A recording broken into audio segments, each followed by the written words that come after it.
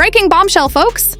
Did Stephen A. Smith just storm into ESPN's boardroom and demand they cut the check from Molly Qerim? Or did the network's billion-dollar bosses laugh in his face while sipping champagne out of gold-plated mugs? For over a decade, Molly was the calm in Stephen A.'s hurricane of rants, the referee in ESPN's loudest circus. But suddenly, she's gone. No farewell, no confetti, no hugs, just poof. So what really happened behind those glass walls? Did Stephen A. flip the table, or was he secretly part of the betrayal? Buckle up. This story is about to explode. The cameras might have captured only fragments of the truth, but behind ESPN's glossy facade, a storm was brewing. One that not even the network's billion-dollar machine could silence. Molly Qerim, the face of First Take for nearly a decade, wasn't just another host reading questions off a teleprompter. She was the glue that held the chaos together, the calm in Stephen A.'s volcanic eruptions, the steady voice that kept ESPN's flagship debate show from collapsing into pure anarchy. And then, just like that, she was gone. No grand farewell, no emotional montage, no dramatic curtain call. Just a silent Instagram story and an abrupt goodbye that left fans asking, what in the world went wrong? Enter Stephen A. Smith, ESPN's crown, their $20 million man. The personality so loud, so unapologetically brash, that entire careers have been built or destroyed in the orbit of his booming voice. For years, Stephen A. has bragged about standing up for his people. He once said he fought tooth and nail to bring Shannon Sharpe to ESPN. He's claimed that he's gone to bat for colleagues when bosses played hard.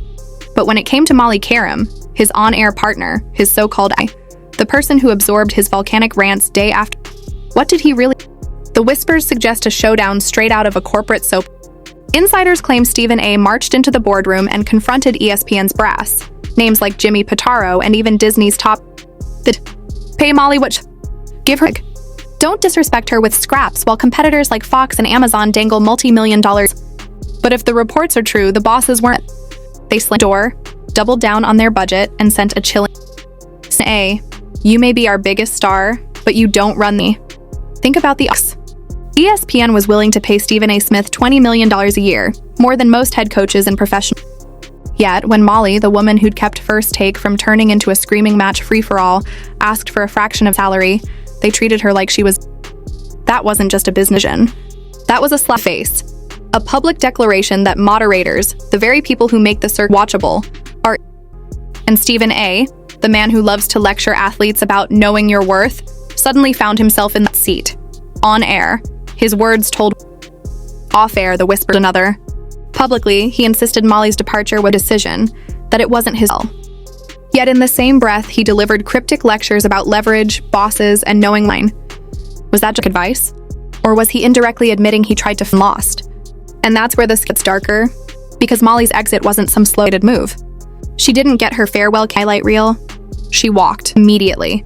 And in the cutthroat world of television, that kind of exit is one thing. Something went horribly wrong behind the scenes. That's the dilemma Stephen escape. For years, he built his brand as the outspoken warrior who calls out injustice. Coaches, athletes, executives, no off-limits. But when it came to the person sitting next to him, the one who absorbed his energy single morning, suddenly his voice so loud. Suddenly, the truth teller of ESPN sounded like a man carefully choosing his words to avoid upsetting the bosses upstairs. Analysts noticed. And the rush was instant. If you really wanted Molly there, have taken a pay cut. One YouTuber said bluntly. Others compared him to Charles Barkley, who famously accepted less money to keep his inside crew together. That comparison stung because it revealed the obvious. Stephen A. wasn't willing to sacrifice a dime of his $20 million contract to make sure his died. Loyalty had limits. Meanwhile, Molly Qerim wasn't sitting waiting for sympathy. Almost immediately after her abrupt exit, reports surfaced that real networks were singing. Fox, Amazon, even whispers about Netflix into sports talk.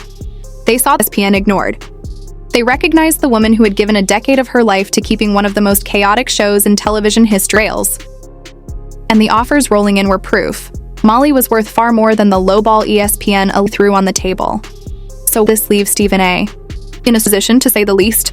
On one hand, he remains ESPN's untouchable star, the loudest voice in sports, the face of First Take, the man who still commands headlines he opens his mouth. But on the other, his reputation taken a massive hit. Instead of being remembered as who fought for Molly, he's being painted as the corporate soul who folded under pressure, choosing his own respect. ESPN. Well, that's the telling part of this saga. By letting Molly walk, they didn't just lose a host. They lost trust. They confirmed what insiders have whispered for years. Loyalty doesn't matter, chemistry doesn't matter, if service doesn't matter. Theirs is the bottom line. Pay the superstar, nickel and dime everyone, and hope the brand survives. But history, that formula never lasts. Empires fall when arrogance outweighs respect. The irony here is thick. Stephen A. may have confronted the bosses. He may have waited around in those boardrooms, but when the dust settled, Molly walked away with her dignity intact, and Stephen A. was left defending him look powerless. And for the first time, fans saw cracks in the air of ESPN's loudest star, because if Stephen A. couldn't save Molly, about his own future. And if ESPN won't protect the people who built their empire, how long before the starts to crumble? So now the question is, was Stephen A. Smith the hero who went to war for Molly Qerim, or the villain who let her walk while protecting dollar empire? Did ESPN just expose itself as a soulless machine that's guilty and spits out talent? Or is this only the beginning of an even inside sports media? Drop your thoughts in the comments. Want to hear every theory? Smash that like button, subscribe for more jaws, and stay tuned. Because the truth ESPN doesn't know is just getting started.